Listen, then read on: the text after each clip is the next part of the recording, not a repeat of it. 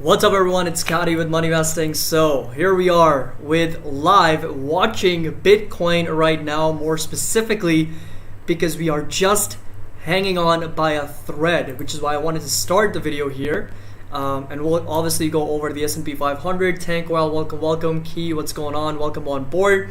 Good morning, Marcel. Hopefully you get that message from our Discord, so I did respond to you. But look at the drop in cryptos. Oh man, this is just getting way too out of hand. Like, we're literally right there, you guys. And you know, the timing of this live stream could not have been any like better, so to speak, like from a key testing level standpoint. Not to mention that, you know, of course, we're trading at that level. Like, good morning everybody. So thank you so much for joining. Gary, Ismail, Brandon, Atul, thank you so much for joining in.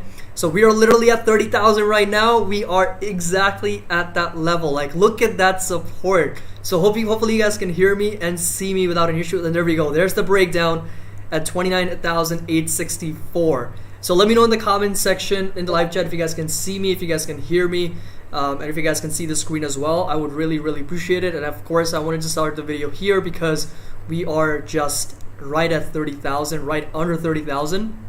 And I don't actually have any Bitcoin personally, but I am invested in Mara. So Mara is a company that's probably tanking right now, but boy, 29,734, 29,600 is the low for today. And Dogecoin is trading just over 17 cents, and we've got Ethereum now trading at 1,800. So we're literally at that level. And that was kind of like the key testing point.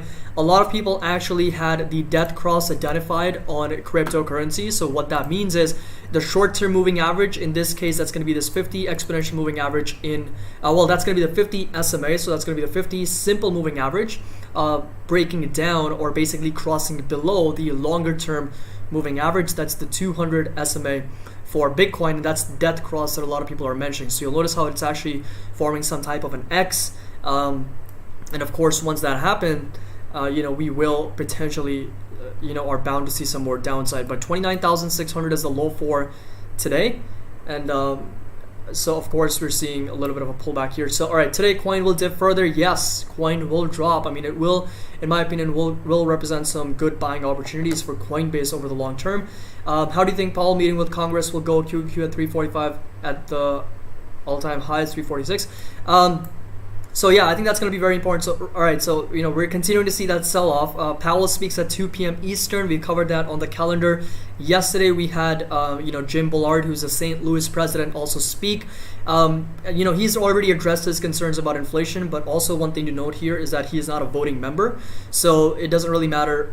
You know, it matters what he thinks, but it doesn't really matter to an extent where he's going to make a difference as to the policies and the interest rate decision. So Jerome Powell's message today, I think, is going to be very consistent with what he's been saying. In other words, you know, inflation, in his opinion, is going to be transitory in nature. We are going to see that deceleration, and inflation is going to come back down in the future as well. So I think it's going to be very consistent with that. And take a look at Ethereum. We are breaking down below the 200 simple moving average. 1,800 is kind of like the low for the day, $1,802. We'll see if we actually see even a lower low for that level, or if we break down below 1,800. So those right there are going to be the two testing levels for both Bitcoin and Ethereum, and we're already trading under 30,000 for Bitcoin for the first time in probably a really long time. I mean, if you were to go back on the chart, the last time Bitcoin was trading below 30,000 was actually in January. So it's been about 6 months or so. And you know, we've gone up and down. It's been a roller coaster for Bitcoin, and this was kind of like a bear flag that we're seeing a little bit of a breakdown for below. So we'll cover a lot of different stocks as well. We'll cover you know, individual stocks like Neo, Tesla, and a lot of other stocks as well. Yeah, so it did dip in May. So you're right, Marcel. It dipped in May and came all the way down to 30,000, but it didn't break down below 30K. Right, this is actually the first time we're seeing a breakdown below 30K in a long time, since January. So we did come down to 30,000. We kind of bounced up, so there were buyers present, and then we sold up even further. So Ethereum hanging on over 1,800 right now. And so we're seeing that pullback. And let's take a look at Mara. So Mara is down over 5.5, almost 5.46% pre-market. Let's take a look at Microstrategy. So that's going to be ticker symbol MSTR. And we're down over 7.8%. So Microstrategy is a company that is the biggest corporate buyer of a Bitcoin. I think they have the most Bitcoin on their balance sheet among all companies when it comes to a corporate public company. So I think they're obviously suffering with that loss right now.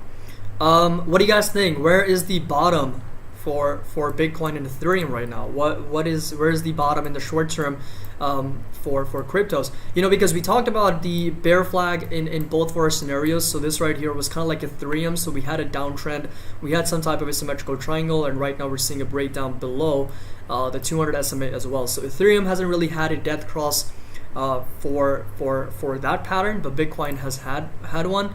So we saw that, you know, those shorter moving average, the 50 SMA kind of crossing below the 200 SMA. So it'd be very interesting to see where we actually open, where we close on the day. So we're slightly under 30,000 for Bitcoin. Ethereum just hanging on by a thread over 1,800.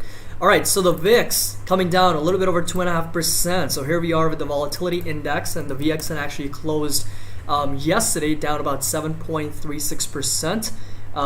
And this right here, of course, is going to be the broader market analysis. So we are going to go over Apple, slightly up over 6 basis points, not really much movement there. SPY is up over 12 basis points. QQQ is also up over 16 basis points, a little bit higher than the S&P 500, and the Dow Jones ETF, ticker symbol DIA, we are up another 11 basis points. So across the board, we're seeing the broader markets push higher amid this sell-off in cryptos, but the Nasdaq futures, you'll notice, is higher than the S&P 500 futures. I want to be very clear about the message, or kind of like my expectations moving forward as to what I shared, whether we went during the live stream yesterday, is that the Dow Jones is actually breaking down. If you look at the ETF, it's actually breaking down below the moving averages. And the bounce that we saw from yesterday is as a result of the yields pushing higher. So if you guys know, yields, when they push higher, they actually do affect the longer dated stocks, i.e. tech and Nasdaq heavy stocks, which is why we're seeing, yesterday we saw a significant sort of like an underperformance from the Nasdaq, and Dow Jones pushed higher because of the oversold levels from the RSI MACD levels and 5 consistent days of red, right? So Dow Jones has basically shed over 4.5%, close to 5% over the last 5 days, which is why we saw a significant green day yesterday. But right now, again, this is the level. This is actually the chart that I want to show you guys for the Dow Jones Industrial Average, or actually let's just go over Dow Jones. So there's going to be DJI, DJA. Let's take a look at this one. I think it's this one, or I think it's this one. Yep, so this is the one. So this is a chart that we shared in our yesterday's market update, and there were 3 scenarios that I laid out for everybody who did get a chance to watch that video. We didn't have a lot of people that actually watched that video, but this is the breakdown that I'm referring to, right? Breakdown below those moving averages. And the 3 scenarios, of course, are very simple for us to identify. The first scenario is that we see a retest of those moving averages, and then see a rejection from the 21 EMA, the 50 EMA, and the 50 SMA, and then sell off even further to make lower lows and kind of form this new downtrending channel. That's scenario number 1. Scenario number 2 is that we see a breakout from those moving averages. Once again, we kind of trade above those levels, but get rejected at these lower highs and these lower lows, and this right here is the new downtrending channel for the Dow Jones. And scenario number 3 is that we break out and we continue on this uptrend for the Dow Jones and start making higher highs and higher lows once again, similar to what we have already been doing. So this right here is kind of like been the higher highs and higher lows, and we've just been bouncing across that level. So let me know what you guys think is the potential outcome for the Dow Jones index, right? What do you guys think is potentially going to happen? So what does the Vixx tell about the market? So that's a great question, G Young. The Vixx basically tells us, how volatile the markets are right now. So every time you see these volatility levels kind of elevated, that's a good signal or an indication to go long on the S&P 500.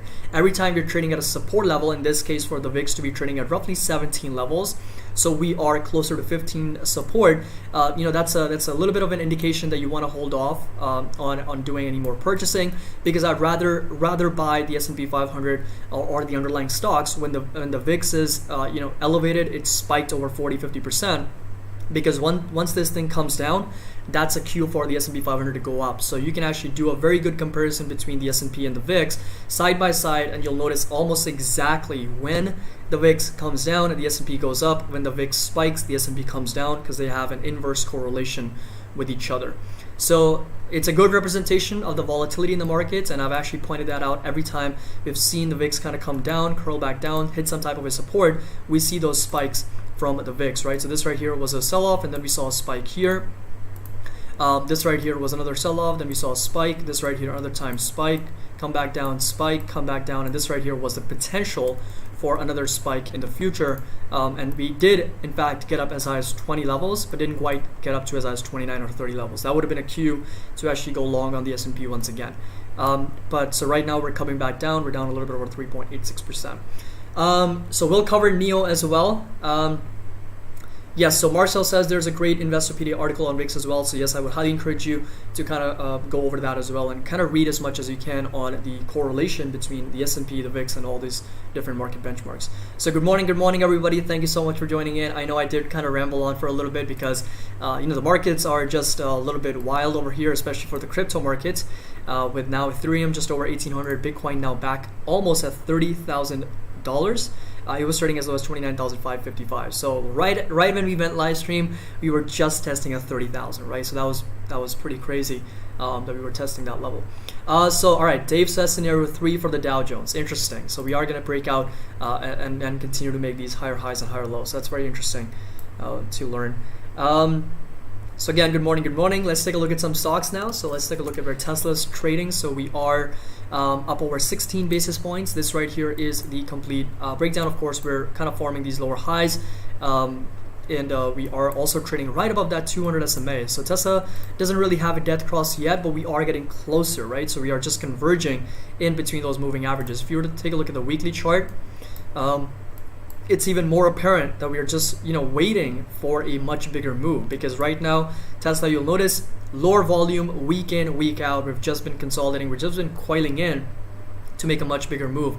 It's going to be in either direction, whether we break out to the upside or break down. It's kind of hard to say. It depends on the macros, but I personally believe that I would not be surprised if we do get a retest of 600 or 575 before we're seeing a breakout over $650. That's the most important resistance level to watch for Tesla. But again, that right there is going to be kind of like a descending sort of triangle, and then a couple of bear flags kind of inside that descending triangle as well.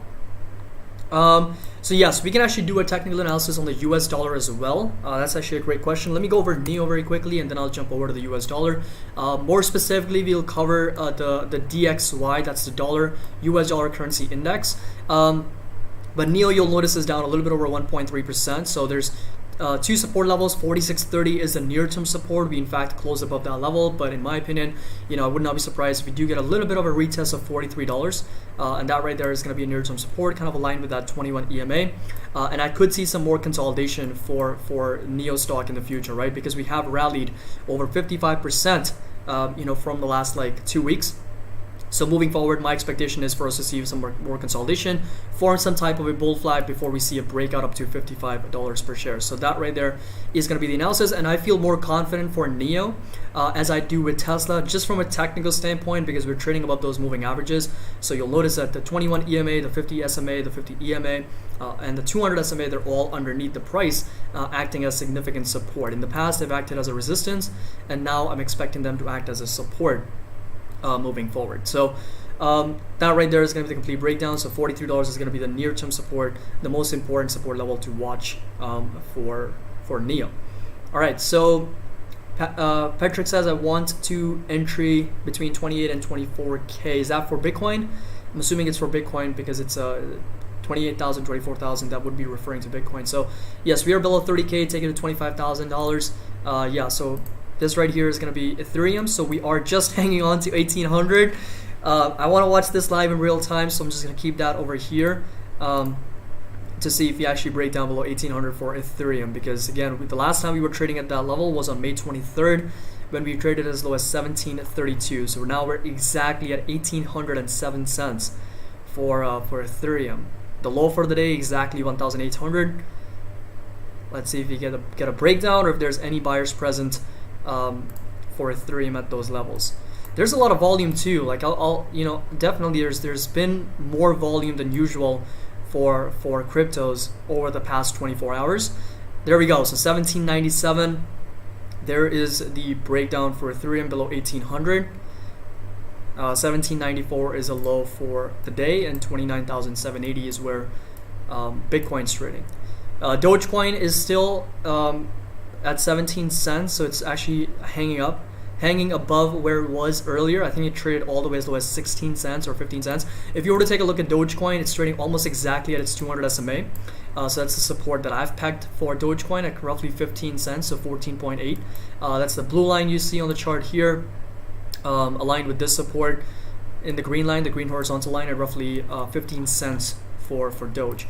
But Ethereum now at 1785. We're seeing a little bit of an accelerated selling pressure here, right?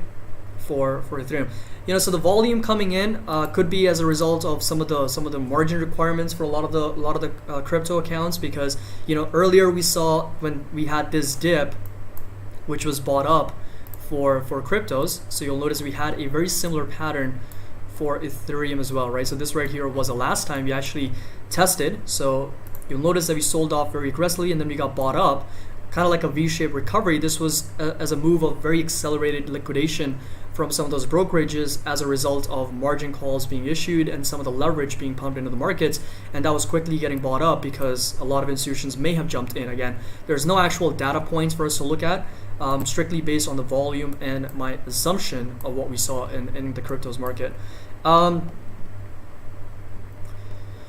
So cover losses in crypto. Yeah, so that's one of the fears that I actually had, and I actually shared with everybody in our Discord as well. I shared that there is, there could be a fear that could get translated over from one market to another.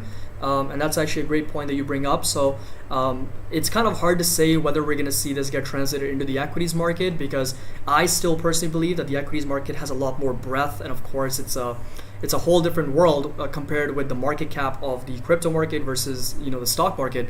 But sure, I mean there's definitely going to be some fear kind of getting translated over to the stock market as well if people start to kind of liquidate their positions. But of course, a lot of it also depends on the macro environment that we're in. Crypto is very specifically focused. Everything that's coming out of China, which if you've been a crypto investor for a long time, you are kind of familiar with the volatility of the market, right? You know what to expect. Like the 6%, 7% drops are probably like nothing new for any crypto investor that's been in the sector for since 2012, 2013, whatever the case may be, because it's very normal for cryptos to kind of go up and down like 20, 30% in a matter of like 24 hours. So Bitcoin just trading at 29,600, and we have Ethereum down to 1785. Take a quick look at the yields. So the yields are up over 0.5%, and we are trading just under 1.5%. This right here is the complete technical breakdown. And a lot of people were questioning as to why the Dow Jones is actually going up. So Jiyoung. Alright, just want to make sure that I'm getting through with the chat here. So can you check Facebook? Looks like it has bounced off the support on daily trading in the right channel. Yes, I'll take a look at Facebook in just a second. So Fed's going to speak again sometime soon within this week, right? So yes, we have a lot of people actually speaking this week. Let me see if I can bring up that screenshot that our members shared in our Discord. I think it was a very, very interesting chart that goes over exactly everyone who's talking this week. I think the Fed chair, so the Jerome Powell is speaking today at 2 p.m. He's going to be talking about inflation, of course, a lot of different things. But again, shout out to our members over at our Discord. So yesterday we had Bullard and Jim Bullard and Williams. So again, Jim Bullard is the St. Louis president. Not really much for us to go over there because he's not a voting member. And then today we've got Jerome Powell speaking. Tomorrow we've got Governor Bowen, Bostic and Rosengreen, and then all these like Wednesday, Thursday, Friday. We've got a lot of speakers that are potentially going to be affecting the market. So the week ahead, Fed on arrival, of course, that's what's going to cause a lot of volatility in the markets as well moving forward. So again, if you guys want to get access to our private Discord and of course our swing trading setups, we had a nice trade on Fubo TV yesterday where we made a little bit over 8%. So right now, let's take a look. So we're up another 38 basis points. But this right here was the complete trade analysis that we shared with our Patreon members. And this is still in play. This is a potential bull flag. If you can get a follow through and a continuation from this breakout, then the next target is going to be potentially at $38. So this was shared with our Patreon members last week. and yesterday it was up a little bit over 8%, so that was a nice gain there. All right, so let's take a look at the US dollar. It's going to be DXY. So whoever bought up to Fubo TV in yesterday's live stream, thank you.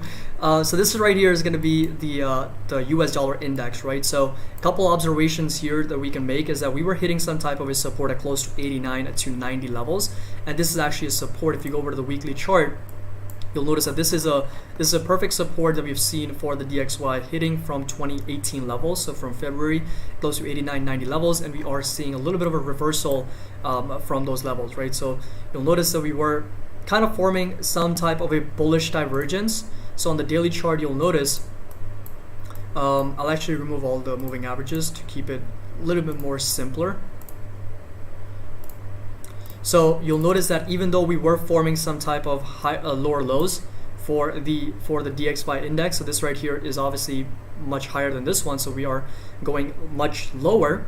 The RSI was forming a bullish divergence, right? So there was a positive divergence, so to speak, and eventually we did see a breakout for DXY. Now the next resistance to watch for the DXY, there's going to be a couple of them. The first one is going to be sitting roughly at 94.5. And all the way as low as this level at close to 93.439, 93.46, because that's the level that we got rejected in March. At the end of March, so March 30th is where we got rejected at for DXY. All right, so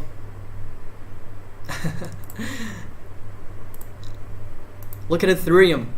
Down about 1757 here, and Bitcoin is now down to 29,382. Oh man, this is just a full tilt for cryptos right now. So let's see if we can actually identify some next support levels for cryptos, right? This is Bitcoin. So the next support, I think, well, we've seen quite a bit of a rally. We don't have much data points to go over. Of course, the RSI is approaching some type of an oversold level, so there's no surprises there. But the next support level roughly is going to be closer to like 22,000. Unfortunately, that's the level that I'm able to see. Because we were kind of consolidating at that level before we saw that breakout to the upside. Let's take a look at Ethereum here. So Ethereum is also breaking down below those moving averages, but I feel like 1530 is the level. I think somebody mentioned 1500 in the chat. William mentioned Ethereum at 1500. That's my level. Yeah, so 1500 is kind of like the support I would watch next. Validated support here before we saw that breakout. So those right there are going to be the levels to watch for cryptos, more specifically for Bitcoin and Ethereum. All right, let's take a look at Splunk. Somebody mentioned that it's actually selling, or actually skyrocketing. Let's take a look at SPLK. Wow, up over 8.5%. That's incredible. Wonder what happened with Splunk here. So let's see if you have any piece of news on Splunk. So insider sale at Splunk, slowing 90 days of buying.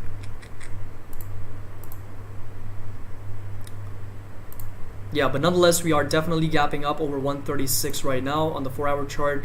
Notice a lot of volume kicking in since 8 a.m. So this right here is going to be the complete chart for Splunk. Let me see if I've actually done some analysis on it.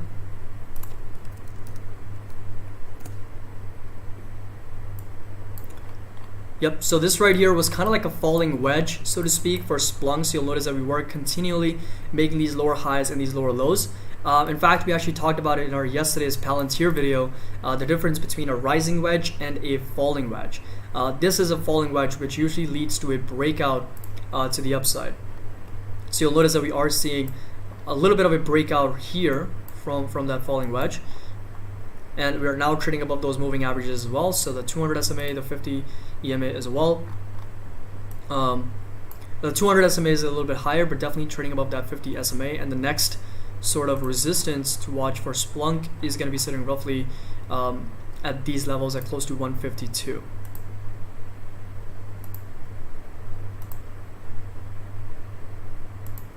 So that right there would be the next target if we can get some more continuation, but we're also potentially leaving this gap here So I would be mindful of that, because usually when patterns leave these gaps, the tendency is for them to either come back down or go back up to fill these gaps before making the next leg up higher. So if you open right here, 151 is going to be the next target, and of course the support level at close to the 50 SMA, 125.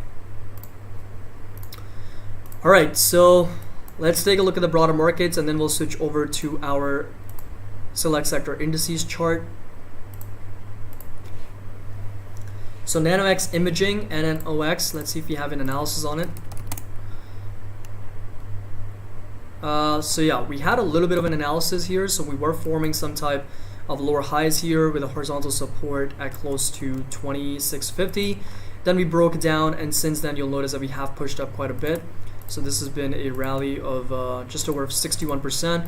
Now we're trading above the 50 SMA, and the next resistance is going to stay put at $37.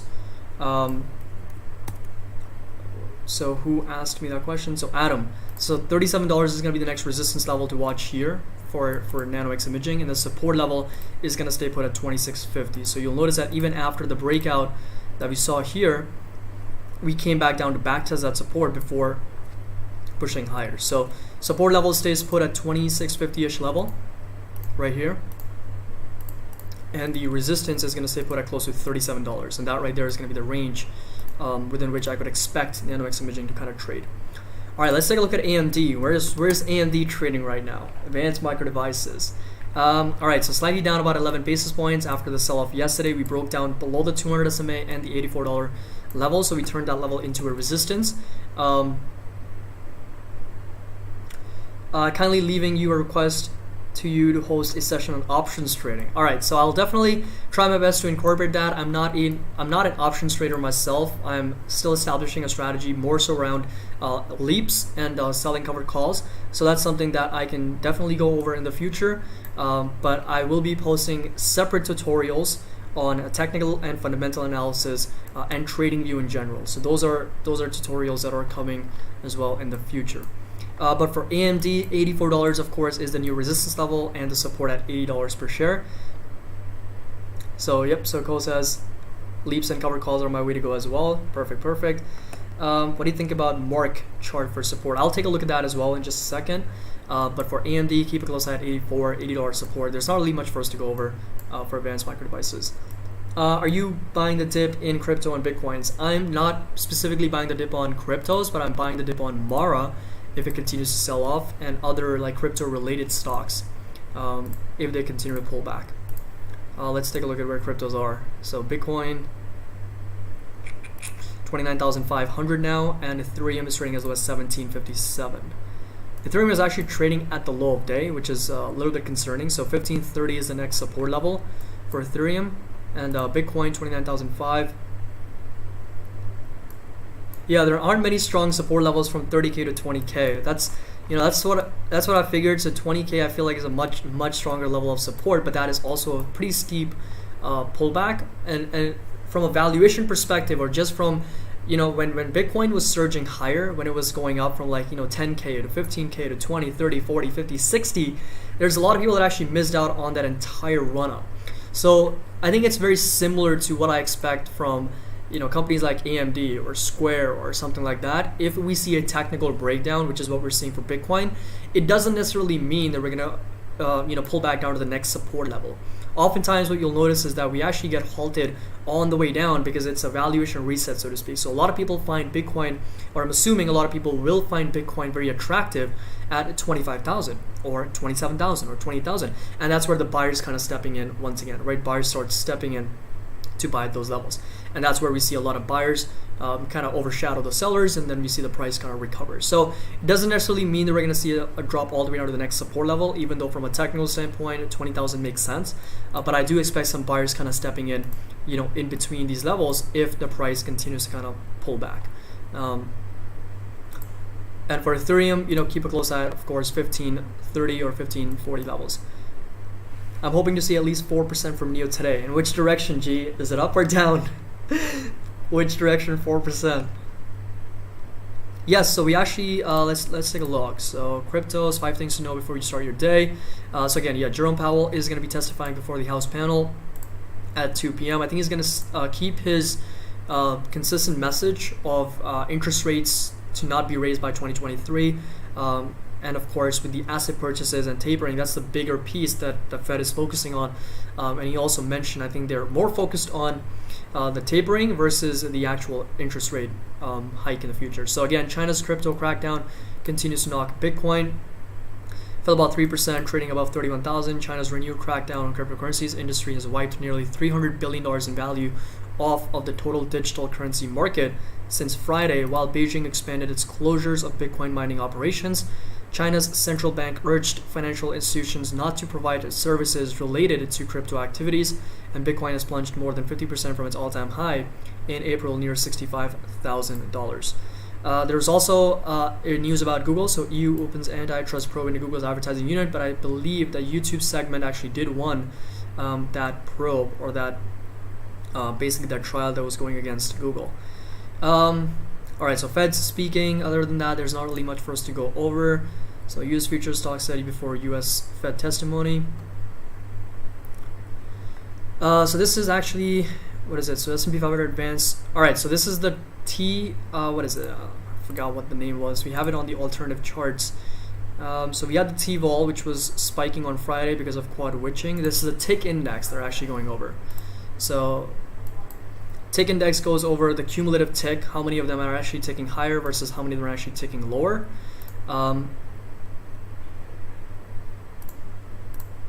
But reading further, inflation's picked up notably in recent months. It should move back towards central bank's 2% target when supply imbalances resolve. Powell reiterated in a written remarks prepared for his Tuesday's testimony before the House Select. Let me see if I can find a document as to where he reiterated that. So Powell renews forecast for inflation subsiding towards Fed's goal.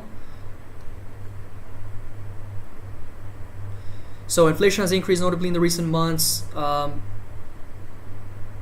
citing oil prices, a rebound in spending in the U.S. economy reopens. That's another thing that we haven't discussed about, right, is the oil prices. If you take a look at oil, I think it was trading at a new high, like a 2-year high.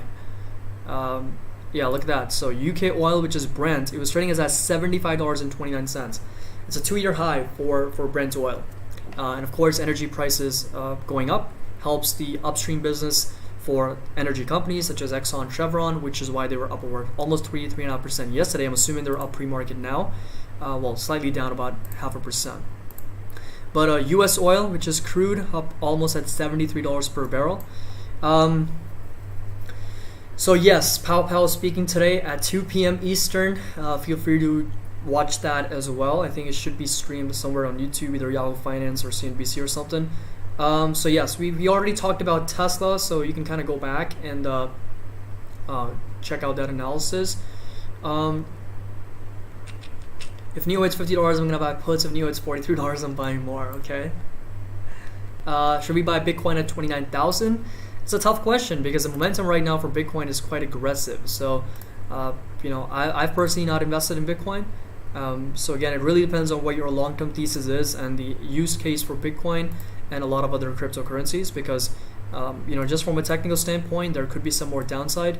So, if you are someone who's invested, or if you want to invest for the long term in cryptocurrencies, I would just kind of dollar cost average over the long term if you believe in the fundamental value of cryptocurrencies. Take all your Bitcoin cryptos and put it into Alibaba. So Alibaba is interesting. We did a video on it, I think like 3 or 4 days ago. It's undervalued from a fundamental perspective. It's definitely undervalued just from a valuation standpoint, trading at a much lower P, price to sales, price to earnings multiple. All right, so G is asking, what are your thoughts on big banks trading with algorithm versus retail traders and stock market influence? That's been the game. That's been the game for a really long time. Has it been fair? Absolutely not. But the game has always been about speed, about technology, and of course, retail traders don't have access to a lot of the speed, like the fiber network, optic cables, like all those different things that they use to take advantage of that. And that's been the game, right? That's been going on for not just this year, but for several years in the past and decades. So it's just that we have to kind of go with it. There's not really much that we as retail traders can do, other than just be smart about where we invest, when we invest, and what trades we take. Because at the end of the day, there are going to be companies like Robinhood that are basically free for a reason, right? They're taking the data and they're actually selling it to market makers so that they get that revenue from the flow of data that we're providing, right? So they see our orders even before they actually go in. So speed and technology will matter. All right, guys, so I actually had the power outage here, so if you guys are still with me, I do apologize. It's probably very dark and you guys can't even see me right now, but I did have the power go out here. So I'm gonna have to, all right, let's see if I can. All right, so if you guys are still here with me, thank you so much. Rest in peace, power. Yes, I do apologize. It happens here in India quite often, so it's no surprises. For those of you who've been sticking with the live stream, you guys know what I'm talking about. So get a power wall. We do, like, we have a lot of things here, but it's just, the power here in India is just goes out every so often. All right, so as long as you guys can see me and hear me, we should be good, because I don't want to lose you guys. As long as the Wi-Fi or the internet's working, we should be good. All right, so no, thank you so much. You don't need to send me anything. It's just, I've been trying to find a way to work around it. It's just, it is the nature of where I am, and it goes out. But anyway, all right, let's take a look at Mara and Coinbase more specifically. So Coinbase is down a little bit over 3%, so it's no surprises there. This is more so of a long-term position for me. So even if it does dip below 215, 217, $200 per share, I will be adding more shares for Coinbase, because over the long term, I do believe it has a lot of potential. So get you back in the US so we can make you rich. Yeah, I mean, I'm trying. We'll see. It's always had issues with immigration and stuff. So we'll see. Bruce, welcome on board. Perfect timing. As soon as the power went out, you are here. But here we are. Power's back. And hopefully everything is working without any issues. Perfect. All right, I'm gonna move you guys over here once again.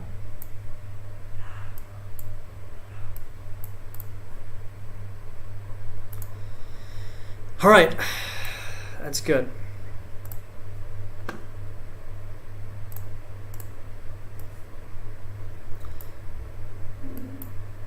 All right, perfect. We are good.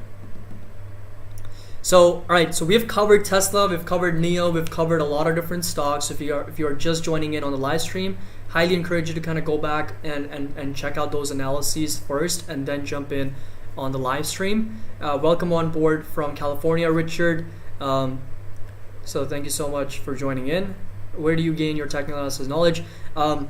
So fundamental was basically covered in school. I spent a lot of time with Excel, valuations, and of course it was taught in school. Technical analysis was also taught in school somewhat, but for the most part it was mostly learned by actually doing. So spent a lot of hours going over different charts, and what I highly encourage you guys to do is go over to this website called Finviz, right? Finviz, and you can actually go over to the screener tab, and you can actually go over different technical analyses, like filters that you can kind of filter out criterias. And once you have a specific filter in, so let's say that you go over to, let's say, stocks that are oversold, and then what you can do is you can come over to this tab that says charts. So if you click on charts, what that will do is that will basically give you a snapshot of all these different charts in the markets for that specific stock. Of course, that's based on the filter that you're putting in. Go over these charts and study them one by one, right? If you see something that's really attractive, pull it up on your trading view and try to analyze it, right? Put some trend lines, put some price targets, support, resistance levels. I feel like the more you do, the more practice you get, the better you're gonna get in identifying psychological levels that everybody's watching. And I know that a lot of people kind of dismiss technical analysis as a way that it doesn't work or it's not useful, but in my opinion, I think it's one of the most useful tools out there, right? If you can learn how to read a chart, you're gonna be I think way better than anybody who's not reading a chart and just using an app to actually buy or sell at random levels, right? With technical analysis, you can use it as a tool to kind of incorporate that with your other analyses, right? Other fundamental valuation analysis, other macro analysis. So it's not there to predict prices, right? Technical analysis, a lot of people think that it will tell you where the prices are going. Like, it's not here to tell you where Coinbase is going to be on Thursday at 4 p.m. It's not used for that. It's used to identify optimal entry points and basically manage your risk. That's it. It's for risk management and basically to read charts so that you can identify really important levels. All right, so so my main tool is market sentiment. How people feel outweighs everything else. And that's, with technical analysis, like all these price action that you see, like let's just take a very simple example. Let's just go over to Microsoft. This is everything the company's ever announced, right? Earnings, press releases, different product launches, different antitrust probes, whatever the case may be. Everything is getting priced into this one number, right? It's real people trading real stocks with real money, everything getting priced in. So if you're not looking at a chart, I'm not sure what it is that you can look at, right? You can't look at a balance sheet and trade stocks, right? So I think technical analysis is very useful.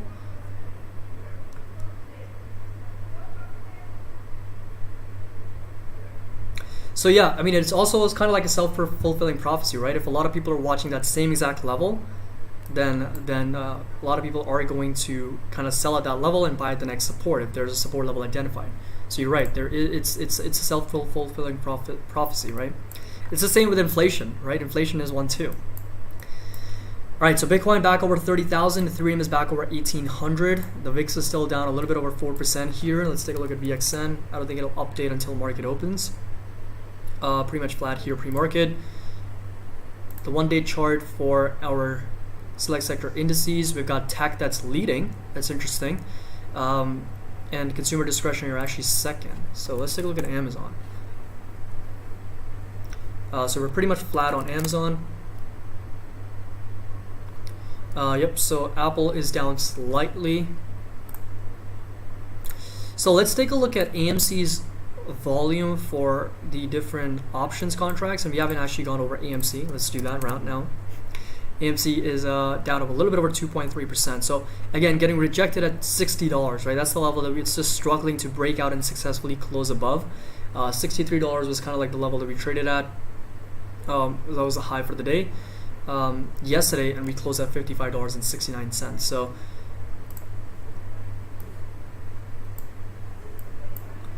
so one thing I do want to mention, guys, so if you guys want to get access to Webull, which is an application that I personally use as a brokerage, the link is going to be down in the description below. They are giving 2 free stocks if you just deposit $100, right? So 2 free stocks worth up to $1,850. So if you haven't checked them out, that's the broker that I use, and I know a lot of people use them as well. That's where I get most of my data for cost basis breakdown for the options chain. And this is also something we break down from like a charting perspective and the watch list as well. All right, so let's take a look at calls only, and let's go over to strike prices for this week is expiring on 25th, right? So yeah, 25th. Let's take a look at this week. Let's go over to higher strike prices. So 15,000 roughly at $65. We got 19,000 at $70. If you go out even further, $145. There's 50,000 open interest expiring this week. That is incredible. And then already in the money, we've got 8,000, 3,000, 2,000. So there's not really much volume here. And that's the thing, right? As the price kind of moves into the money, as expiration gets closer, that's when the market makers would need to kind of be obligated to sell their shares. That's when they need to go into the market and basically buy 100 shares. That's what's going to lead to a gamma squeeze even further. So we need this. We need kind of like strike prices going higher, and a lot of sort of out the money calls kind of get in the money in the future as the price moves up very aggressively. That's what's going to drive a lot of volume, because the volume right now, you'll notice for AMC has been going down. So 185 million yesterday. The day before, it was just over 200, so 243. The day before, 303. So 303, 243, 285. So it's been going down, right, in terms of volume. So that's why AMC stock is struggling a little bit. It's weaker on volume right now. So what is your opinion on ARK Invest, specifically Kathy's outlook on Tesla? Do you think her median bull case of 2,500 for 2024-2025 is justified? This is without autonomy priced in.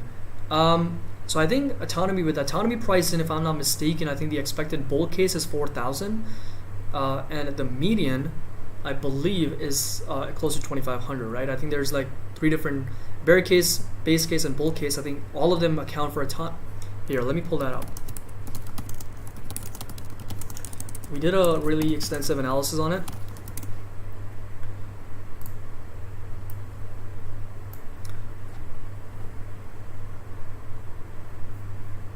So yep, so expected value 3,000, bear case is 1,500, bull case is 4,000. So expected value is 3,000, and I think it was based on the autonomous driving revenue. So 2020 bear case, 2025, $0 and 327 billion in the bull case.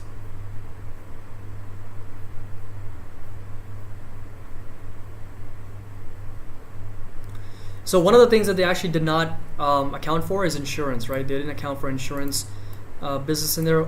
Not that it's going to make a huge difference. It's not a huge business in general for Tesla, but I think with autonomous driving included, I think a fair target is somewhere north of 1,500 in my opinion.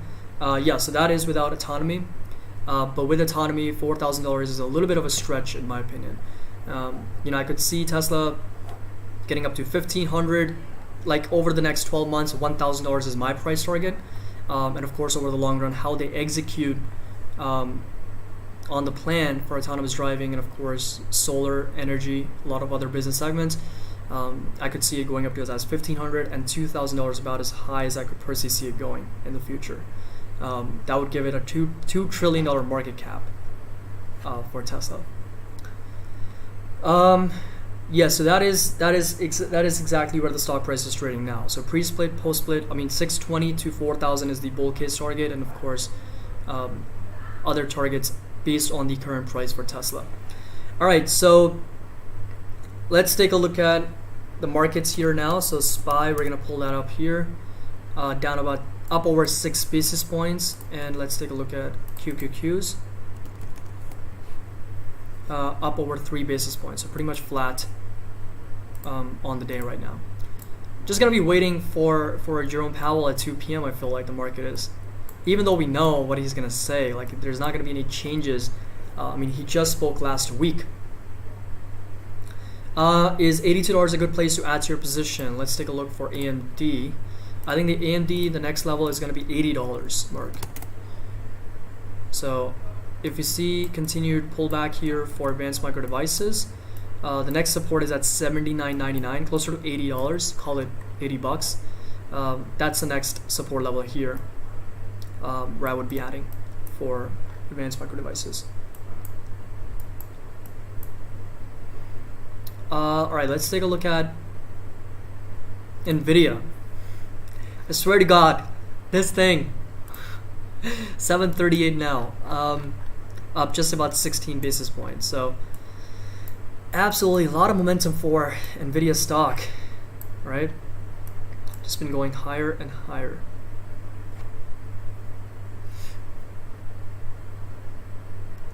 So Marcel, my taking again, you're at MNMD. Let's take a look at what that stock is. So $3.60, a lot of volatility, jumped over 65% a couple times here with a lot of volume. And right now, let's take a look at some of those moving averages.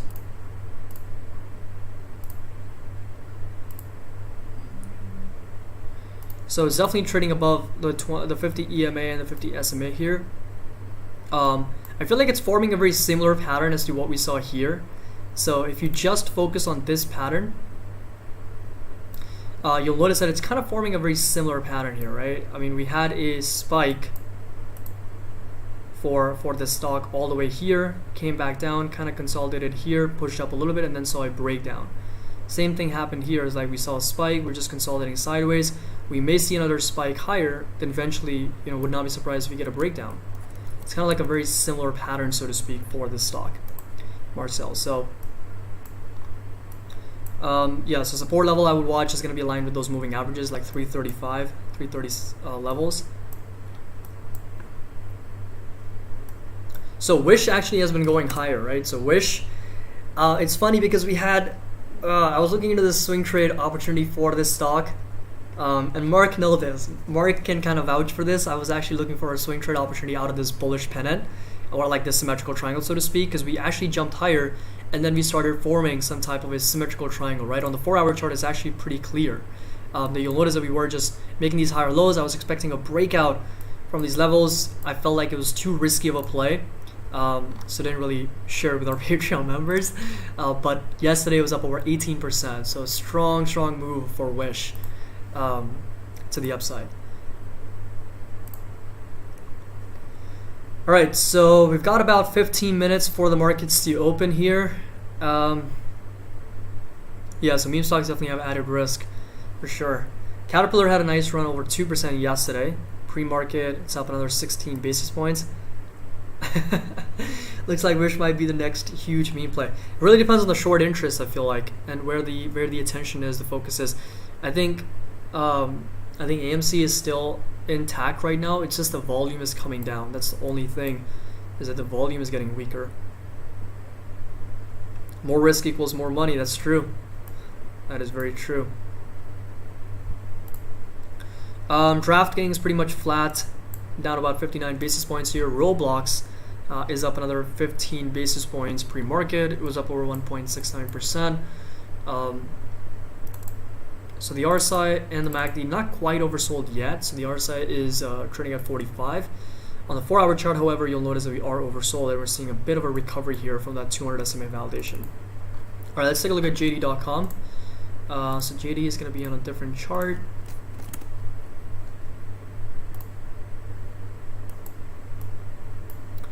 Let's take a look here.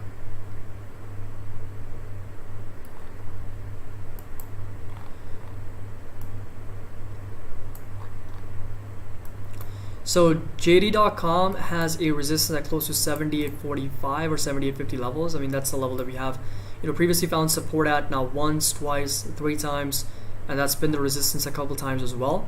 And we're just struggling at that level right now. And a support at close to 66.41, 66.50 levels for JD.com. And right now we're just getting rejected at the 200 SMA. And of course the 50 SMA, 50 EMA on the daily chart as well. So there is going to be some more consolidation, but that is kind of like the broader range for JD.com, similar to Alibaba, similar to kind of Baidu and Tencent. These stocks are undervalued from a fundamental standpoint, but the market is also pricing in that extended risk because of the fact that they're in China, and we have these investigations, the scrutiny, and a lot of different things that's constantly happening in China as well. All right, let's take a look at Exxon Mobil very quickly, and then we'll jump over to Digital Turbine. Exxon Mobil up over 66 basis points. No surprises there because oil prices are surging higher. So let's take a look at the weeklies or a previous chart. So I feel like the next resistance to watch for Exxon Mobil is going to be sitting roughly over here. That's previous support that we validated 3 times. And previous resistance levels, once they're broken, they do start acting as new support levels. So that would be the level I would watch as a resistance for Exxon Mobil. And right now I feel like it's also forming some type of a wedge, or a rising wedge, so to speak. So we're actually perfectly aligned at that resistance at 66.50-ish level. So if we actually do continue to kind of fill in this channel and see some more consolidation here, then we could see a breakdown for Exxon Mobil, because rising wedge patterns, once they actually fill in, do end up in some type of a breakdown from these levels, right? So it's the opposite of a falling wedge, which usually leads to a breakout. Rising wedge, in the case of Exxon Mobil, could see a breakdown after hitting that resistance also at 66.50. Thoughts on Tesla? We've covered Tesla several times, so you can definitely go back and kind of check out the analysis, and then jump over to the live stream. So Tattooed Chef, it's funny because I'm actually doing some fundamental analysis on a few companies, including Tattooed Chef and Fubo TV. Those are a couple of companies that I'm actually doing some fundamental analysis, kind of understanding the valuation and what the future looks like for those. So I'll definitely be putting out different separate videos going over those stocks. So I'll do both fundamental and technical analysis on them. Let's just make this a Tesla ticker watch party. Yes, we'll do that as soon as the market's open, right? We'll create this a watch party for Tesla, for NIO, for Palantir, and some of those other tech stocks as well. Let's go over to quickly APPS, Digital Turbine. So right now you'll notice that we are slightly up about 1 basis point, pretty much flat. But this right here again was a near-term profit target. We didn't quite get up to as high as 77, but we did get up to as high as 75.90, $76 per share. Most of us that are part of the Patreon, we had trailing stop losses in place, so that was a decent gain of a little bit, I believe, over 13, almost 14% after the earnings. So this trade is already closed. But the near-term resistance is at $68 because we're once again trading below those moving averages. And near-term support is also going to be sitting roughly at $63 per share. That's the support level coming in from these levels. So again, double validation. So if you do see any type of pullback here, I would watch support level at close to $62. And the resistance stays put at $68.30, $68 per share. Zach, welcome. Zach says, everybody calm down, I'm here. Welcome on board. Good morning. The yields, let's take a look at the yields. So TLT is also another index for us to consider because it moves in the opposite direction to the yields. So when the yields push higher, TLT moves down. When TLT, which is the bond ETF, moves down, yields push higher. So right now you'll notice that pre-market we're down 0.5% because the yields are up 0.5%. So that's what we're seeing, kind of like in this lower high, lower low pattern. We're still in this downtrending channel. So if you do see some consolidation or a push higher to 1.6, that's when we can see this pattern kind of continue to follow through. We push up, and then get rejected, and kind of trade in this pattern. And that's where the NASDAQ will kind of outperform, in my opinion, as well. All right, so let's create our charts here very quickly. So we're going to go over to this one. Let's just keep Bitcoin and Ethereum on here too. So Bitcoin now at 29,600, and Ethereum is 1775. And it'll open up a new chart. Let's just open this one, and we'll go over 4 different stocks. So we got NIO, top left as usual. Up down about 1.3% here. We got Tesla over here, up 13 basis points. What other stocks do we want, you guys? Do we want Palantir? So let's take a look at Palantir here, and let's put AMC. Of course, AMC is one of them we're going to be putting. It's down about 2.3%. And all of them are going to be on the 5-minute chart. We'll kind of switch between AMD, Coinbase, and a lot of other stocks as well in between here. But right now we'll keep it at 2. NIO, Tesla, of course Palantir, and AMC. This right here is going to be the 10-year yields. We got the Vixx and the VXN over here. The cryptos perfectly over here. And all we really need is the SPY and the QQQs. So QQQs here up just over 4 basis points, pretty much flat on the day, right? Not really much going on the day here. Not really much movement.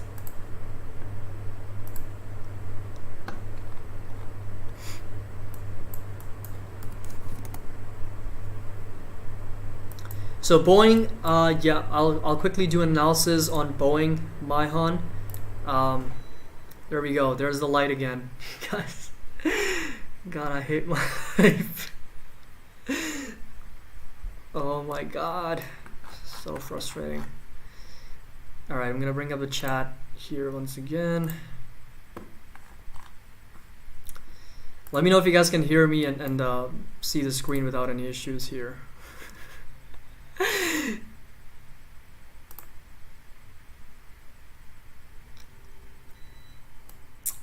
Yeah, I mean it's a big issue here in India with the power.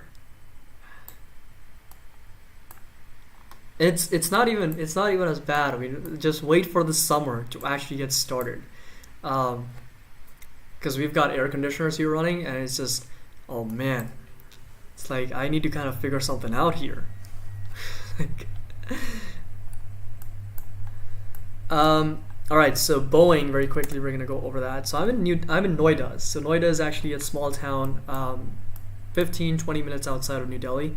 That's the capital of India, so just right outside a town. Let's move to Florida. I've heard California there's also power outages, right? So it's not really. I feel like California also has sometimes the same issue. So I am in Noida, Suraj. So I'm like just right outside New Delhi.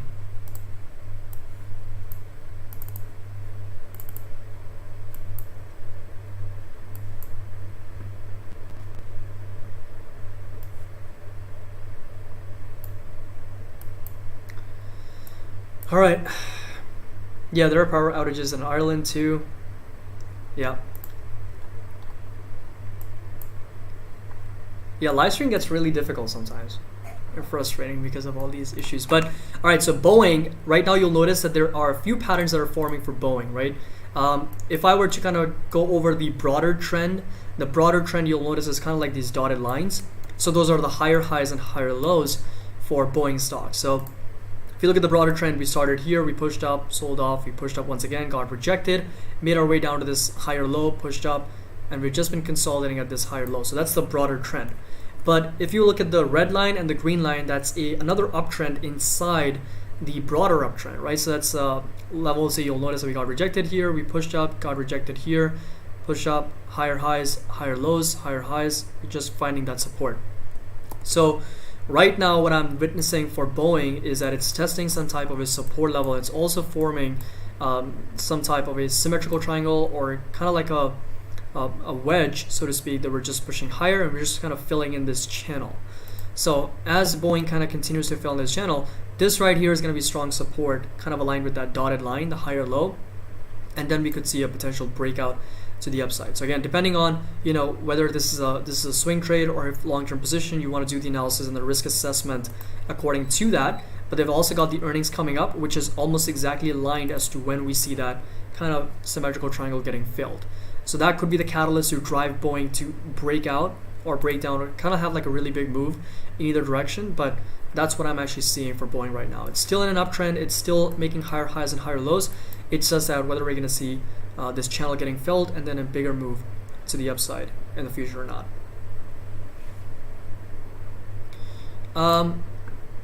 Yep, so Ethereum down to 1770 and Bitcoin's down to 29,700. Low for the day is 29,300. Doge is sitting at 17.26 cents. So Doge is actually not selling off to new lower lows, as opposed to Bitcoin and Ethereum. They've just been consistently selling off. So Mayon, yeah, you're welcome. Absolutely. If you have any other questions, just let me know. All right, we're gonna go back up to SPY and QQQs here. Ooh, so the QQQs with a sell-off here a little bit, so down about 8 basis points now, and SPY is pretty much flat on the day so far.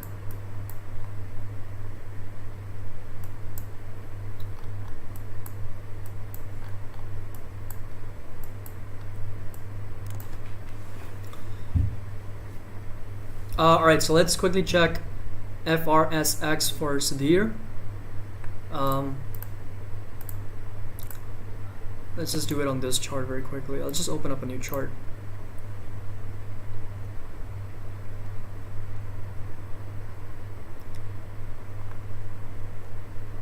All right, we'll just open up a weekly chart here.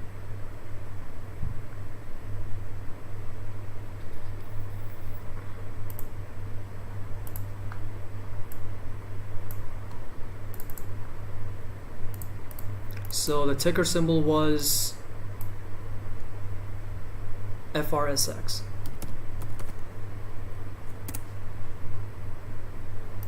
All right, so it was down 5% yesterday, down a little bit over 1% today pre-market. All right, so right now you'll notice, do we have the 50 here? All right, so we got the 180. All right, so let's just put that 200. and let's just put the 50 and the 21. So right now you'll notice that we've just been on the consistent downtrend pattern here. So we've just been making lower highs and lower lows. So that right there has been the pattern for the stock. Moving forward, we've just actually pushed up, and now we're starting to form some type of a bull flag, I should say. Like, you know, if you're gonna trade this, or if again, this is, I don't know if this is a long-term position or a swing trade. If this is a long-term position, then a lot that goes into the fundamental analysis on the company as well. We would need to take a look at the revenues, what the company actually does, so on and so forth. But if this is strictly a swing trade, you know, that right there is going to be the uptrend that we have seen recently, coming in from $3 to $4.50, 67% jump. We're seeing a little bit of a bull flag, kind of aligned with those moving averages. So right now we're sitting roughly over our 50 EMA and the 50 SMA as well, for a potential to see the breakout outside over $4.95 to as high as $5 per share. And the next resistance is very clear at 570. That's the double top resistance here. You know, so we have gone rejected at that. So swing trade. All right, so that resistance is going to stay put at 570 here. A couple times we got rejected, which has also acted as a support. So again, I would keep very tight stop losses, because of course with the stock being this cheap, it can be very volatile, with the spreads also very tight. So I'll keep a stop loss there. All right, it's time to go. Let's look at the markets. SPY pretty much as flat as it gets, and the Nasdaq is up another 1 basis point. So we are pretty aligned with the markets, both of them actually trading at the same exact level. AMZ is down over 3%. Tesla is down about 12 basis points. NEO is starting to make some type of recovery, down about 1% still, and Palantir is down about 22 basis points right now. With Palantir, Corsair, PayPal, and NEO, they're all down in the red, with Amazon slightly in the green, up about 20 basis points. Facebook, Apple, slightly in the green. Fubo TV is up another 2.5%. There we go. We might actually have to lock in some profit, you guys. There we go. So we're trading as 32.55. I'm gonna have to send a quick alert to our members. Just give me 1 second here. I would definitely, in my opinion, if anybody's trading this from the swing trade that we shared last week on Fubo TV, definitely have a trailing stop in place. Now we're up over 5%. So let me just send that quick update here.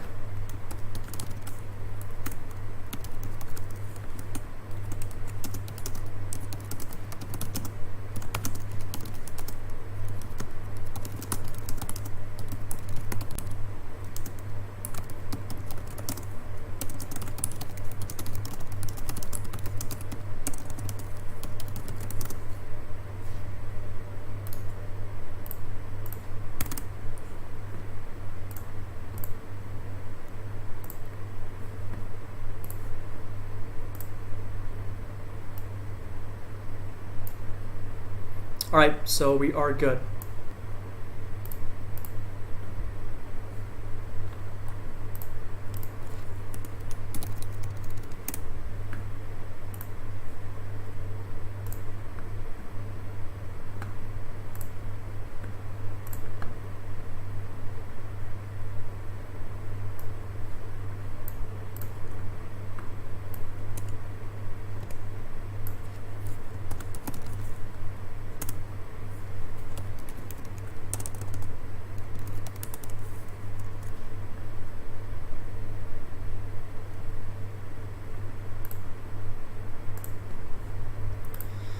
All right, so let's take a look at. Oh yeah, I was typing it very quickly, so I might have mistyped it. I'll just update that. All right, so let's take a look at the broader markets once again. Let's just put in SPY and QQQs.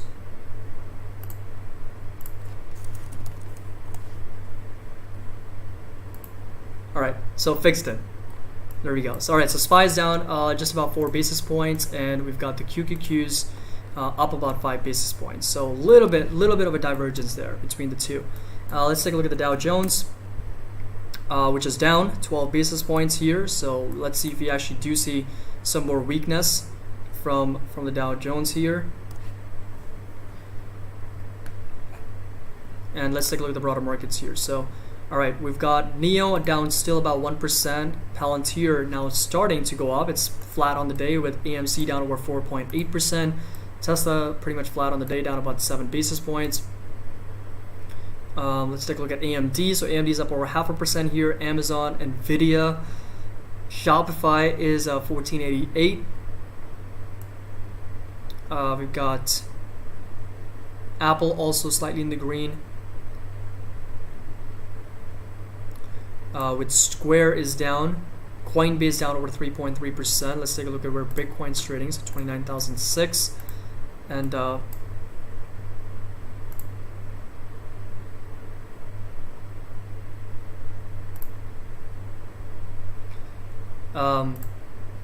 Ethereum trading as well as 1765.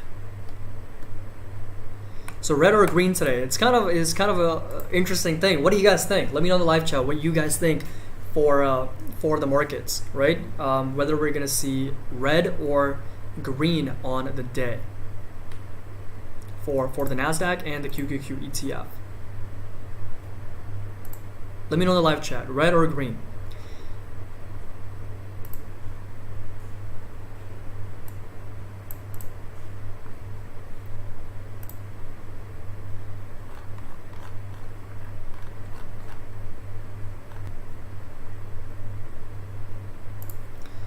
Alright, so green for Neo, green until Powell speaks. That cap balance for Dow yesterday. Yeah, Zach, that's a great point. That's what I was saying in our live stream and in the Discord too. Because usually when these patterns do get broken, we get a back test, or we get a retest, or we get that, potential rebound to retest those levels before seeing the next level to the downside. So now the Dow Jones is down over 22 basis points and the Nasdaq is up over 26 basis points. So it's no surprise, and we are going to see some days where the Dow Jones outperforms the Nasdaq, because when we see aggressive selling pressure, it's only normal for buying pressure to kick in for us to see from oversold levels to actually go up a little bit, right? But when you look at the broader theme of the trend, that's what's most important in my opinion, right? Where are those indices trading on a more daily and weekly level? So SPY is down about 6 basis points. So Peloton, I can't remember if we had a trade plan on this. Yep, so we had a trade idea on Peloton too, I believe. Could be wrong. Not sure if I actually shared this with our Patreon members or not, but remember we had 5 trade plans. Alright, anyway, but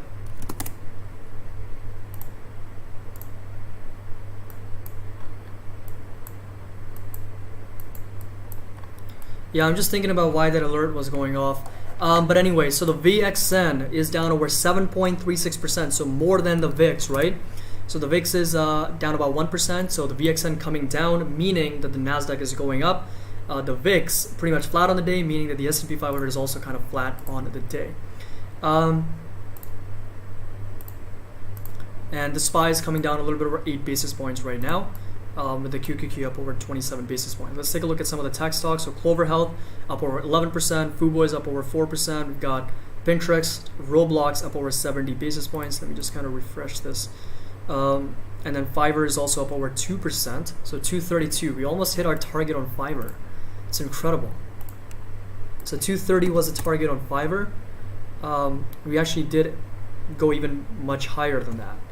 On Fiverr. So 230, 232 was kind of like the level.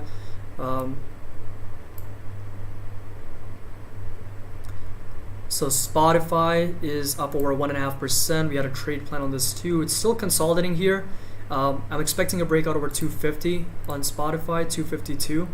We'll see if that actually comes through. But AMD kind of jumping back over 1.25%. Facebook, Amazon, Shopify, Tesla, DraftKings, Corsair, everything green, and the ones that are in the red are the ones that are in the red today are the winners from yesterday. Our very own Caterpillar. Upstart still flat on the day, but John Deere is down. CVS and NDM. Is it true that NIO is going to Germany by 2022? That's a great question. I haven't read any official report from NIO that they're going to be entering the German market. I do know that they have plans of entering 4 to 5 additional European markets in 2022. Not sure which ones those are, but I've also actually broken down which possibilities there are for them to actually go into these different markets. But I haven't really read any official report from the company. But definitely I'll update everyone as soon as I hear about it. So Mayon, Apple looking strong. Yes, I do own shares. Apple, my price target in the short term is at least to get up to as high as 145. That's the all-time high. But longer term is going to be 175, closer to 200, like a $3 trillion market cap for Apple.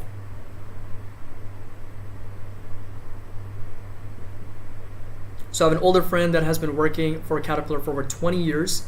That's awesome. And sold most of his shares at the very top. What a legend. That's awesome. That's incredible. Yes, I actually worked for a construction company as well. And Caterpillar was actually one of our biggest customers as well. Like we used to purchase from them.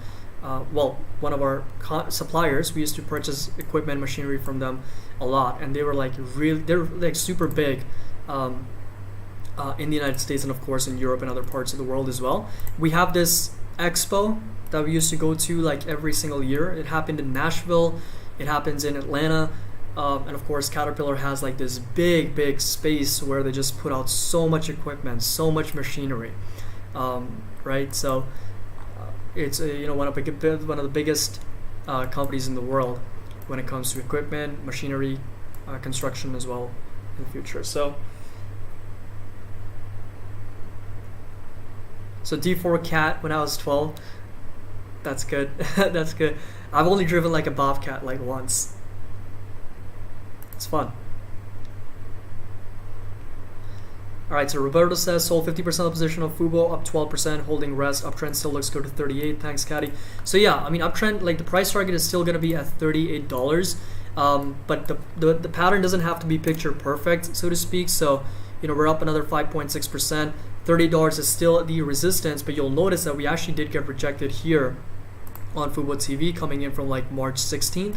So this level is still something to be considered at closer to 34.50 levels that we could see a potential resistance at, right? So that's still something to be mindful of, because similar to Digital Turbine, like APPS, our profit target was at $77. We went up to as high as 76, so we were shy by $1.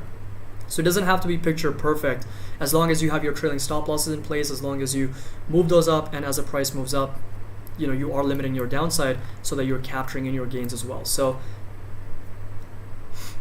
all right, let's take a look at some of the stocks here. So NIO now still down about 1%. We've got Tesla that's up slightly above 5 basis points. Palantir down about 72, and AMC is down almost 7%.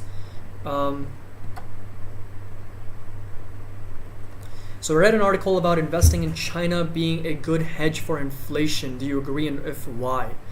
Let me think. So inflation hedge.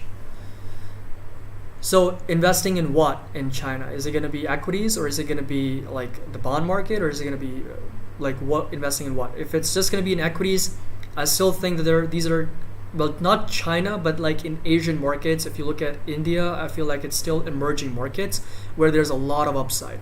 There's a lot of upside when you look at the broader markets here in India.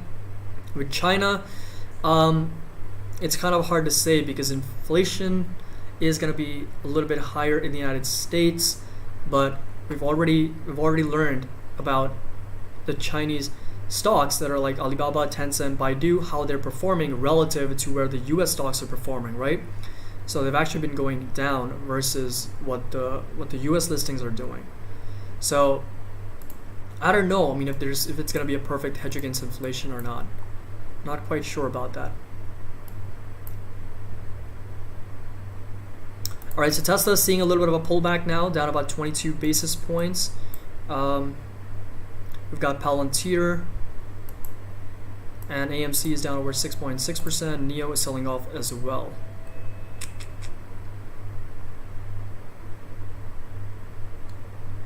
All right, so AMD is pulling back a little bit. Let's take a look at the broader markets here. All right, so the QQQ just went negative.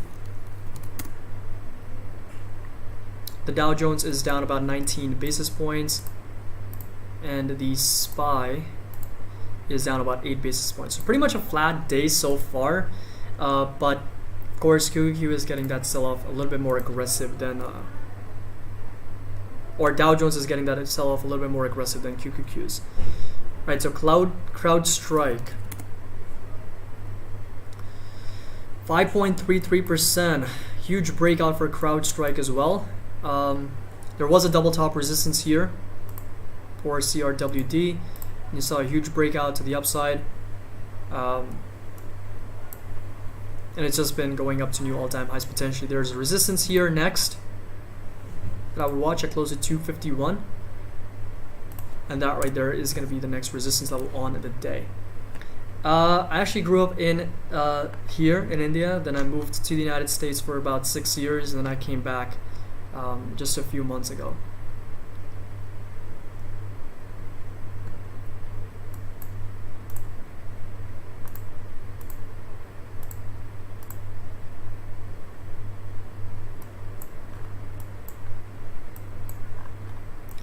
Alright, we're seeing a little bit of a reversal here with the SPY pushing higher, and of course QQQ's pulling back a little bit. This was a massive candle at 940.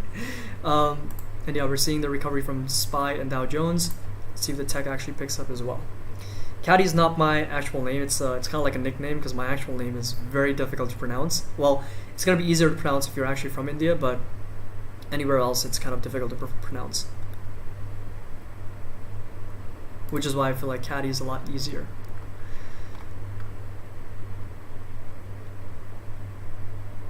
Yes, yes.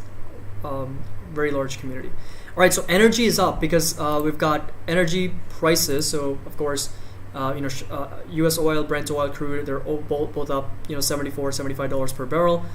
So Exxon Mobil, Chevron are up. We got consumer discretionary and followed by tech, that's slightly up in the green. But the yields and materials and healthcare, financials, and industrial, they're pretty much flat on the day. So, all right, so Ethereum now hitting a new low of 1745, and we got Bitcoin hitting almost a new low at 29,300. That is just absolutely crazy. I guess Caddy wins. Thank you, appreciate that. All right, guys, so I'm gonna actually probably end the live stream here. I hope you guys had a really fun time. I got to spend some time with our members over at our Discord. I will be answering questions there, and I will be, hold on one second. Yep, so I will be spending some time over there as well. As always, don't forget, if you guys want to get access to a lot of our Patreon members, private community, private Discord, we send out our swing trading opportunities, so swing trading setups, my buy and sell alerts, and real-time market updates as well. We got limited spots. The link is going to be down in the description below. Also, don't forget to check out the Webull link down in the description below to get 2 free stocks. It's absolutely free money. All you have to do is sign up, deposit $100, and you will get 2 free stocks worth up to $18.50. So thank you so much for joining in. There we go. Ethereum is actually breaking down over 1735. It's absolutely crazy. So incredible. And Bitcoin is down about 29,165. Wow. All right. So thank you so much for joining in. Make sure that you check out the free links down in the description below. As always, happy investing. I will see you guys in the next video. Love you guys. Peace.